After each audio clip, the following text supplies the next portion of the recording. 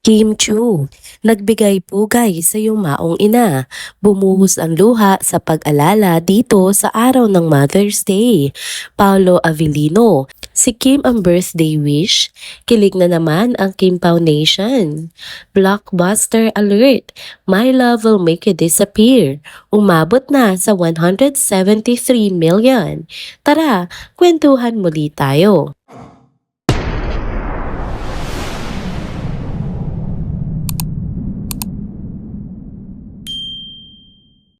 Hello mga ka-trenders!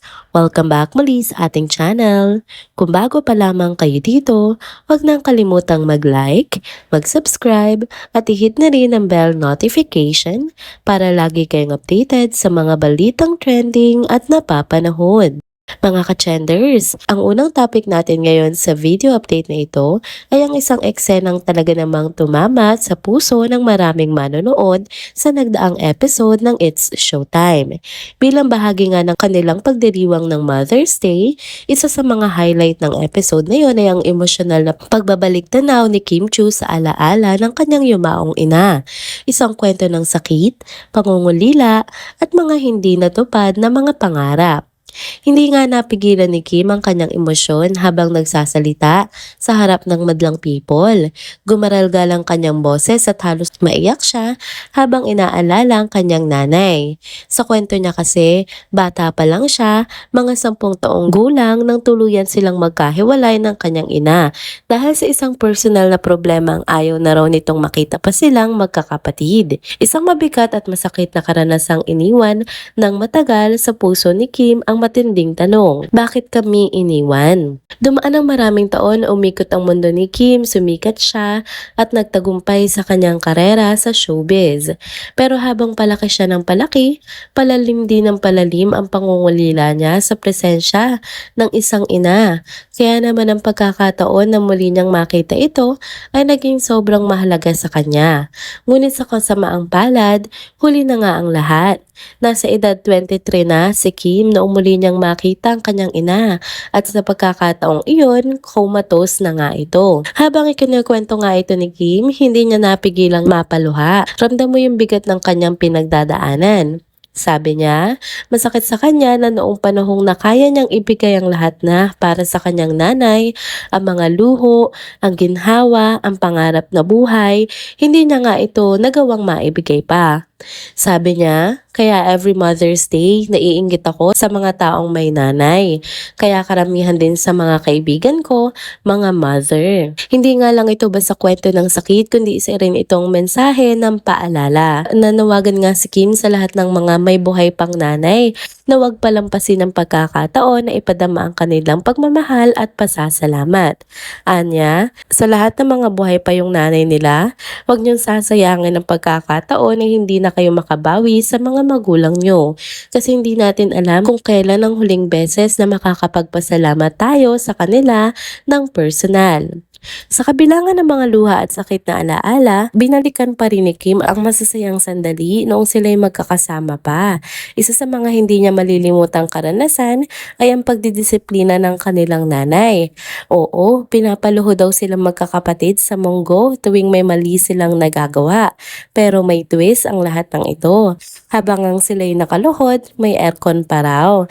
At pagkatapos ng parusa, may nakahanda ng lechong manok na paborito nga daw nilang magkakapatid sa lamesa. Ganito raw bumabawi ang kanilang nanay, madisiplina pero marigalo at mapagmahal pa rin. Mula sa pagkukwento ni Kim, dama mo talaga kung gaano nga kahalaga ang isang ina sa buhay ng isang anak. Hindi ito simpleng alaala lang kundi isang paalala sa ating lahat na habang may pagkakataon pa tayo magmahal, magpatawad at magpasalamat, gawin na natin. Dahil nga sa huli, ang mga sandaling yan ang magiging pinakamatamis nating baon sa alaala. Tunay ngang isang emosyonal at makahulugang bahagi ng It's Showtime ang paggunita nila sa kanilang mga ina at sigurado akong marami ang natamaan, napaisip at naantig. Next topic naman tayo, mga ka-trenders. Ito na naman tayo sa isang nakakakilig at nakakatuwang update patungkol sa paborito nating tambala na Kim Pao. Pero this time, may twist.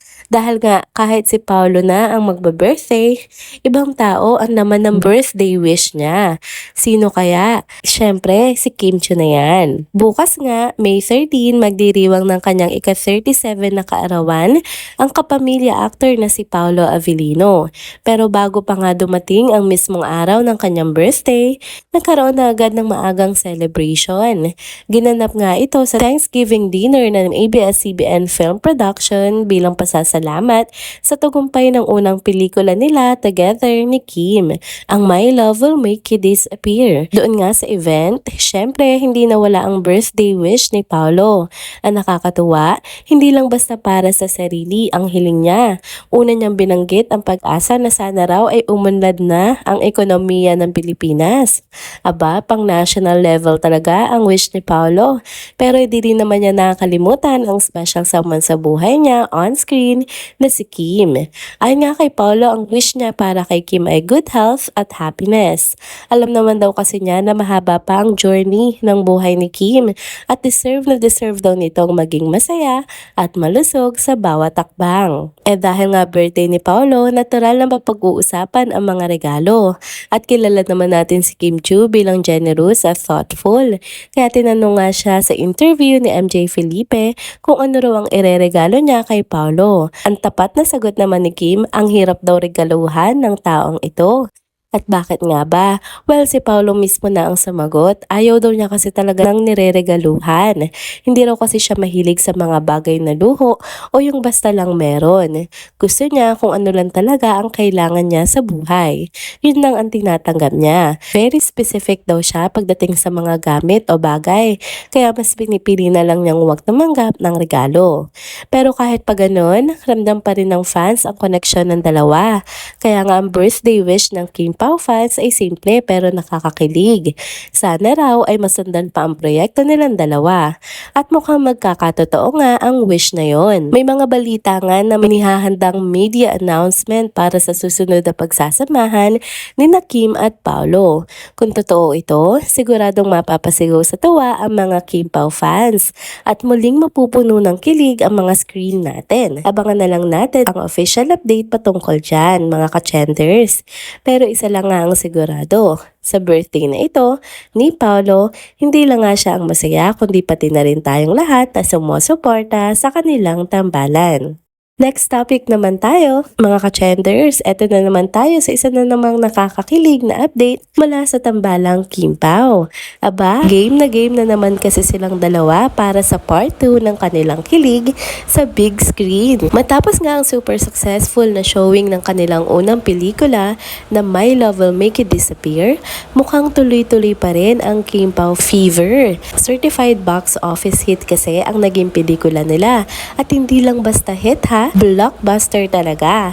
Nitong May 7 nga, ginanap ang special na Thanksgiving dinner para sa pelikula at doon nga in-announce na umabot na sa 173 million pesos ang kinita ng pelikula. Hindi lang sa Pilipinas kundi maging sa iba't ibang bansa. Grabe 'di ba? Sa dami nga ng lumalabas sa mga pelikula ngayon, ito na ang kauna-unahang pelikulang Pilipino ngayon taon na lumampas sa 100 million pesos ang kinita. Panalo! Sobrang thankful naman si Kim Chiu sa lahat ng tumangkilik sa pelikula nila ni Paolo. Sabi nga niya sa isang interview, nakakatuwang maramdaman ang pagmamahal at suporta ng mga tao. Kaya naman todo pasasalamat talaga siya sa lahat ng mga nanood. Si Paolo naman, hindi rin nagpahuli. Lubos din ang pasasalamat niya sa mga fans, lalo na sa mga nag-organize ng block screenings. Hindi lang dito sa bansa, kundi pati na rin sa abroad. Aminado siyang malaking bahagi ng tagumpay ng pelikula ay dahil sa walang sawang suporta ng mga fans nila. At ito na nga ang exciting part, mga ka-chenders. Game na raw ang Kim Pao love team na sumabak sa kanilang second movie. Walang halong pag-aalinlangan, mukhang ready na silang bigyan ulit tayo ng panibagong kilig, luha at excitement sa susunod na pelikula nila. Kung ganyan din ang tagumpay ng una nilang movie, siguradong lalong masaabangan at susuportahan ng mga tao ang susunod. Kaya naman sa mga solid Kim Pao fans dyan, mukhang tuloy-tuloy na ang kilig train natin. Abangan na lang natin kung anong klase na namang kwento ang ihahain nila sa big screen. Isa lang ang sure, kung gaano tayo kinilig at na-touch sa una, tiyak doble pa sa next. Excited ka na rin ba sa next movie or project ng Kim Pao? And there you go mga ka-chenders. Dito na po muna nagtatapos ang ating isa na namang trending video update. Salamat sa inyong pagsubaybay at pagsama sa akin hanggang sa dulo ng video na ito. Pero bago kayo umalis, huwag niyo pong kalimutang mag-like, mag-comment, mag-subscribe at i-hit na rin ang bell notification para lagi kayong updated sa mga balitang trending at napapanahon. See you on my next video. Paalam!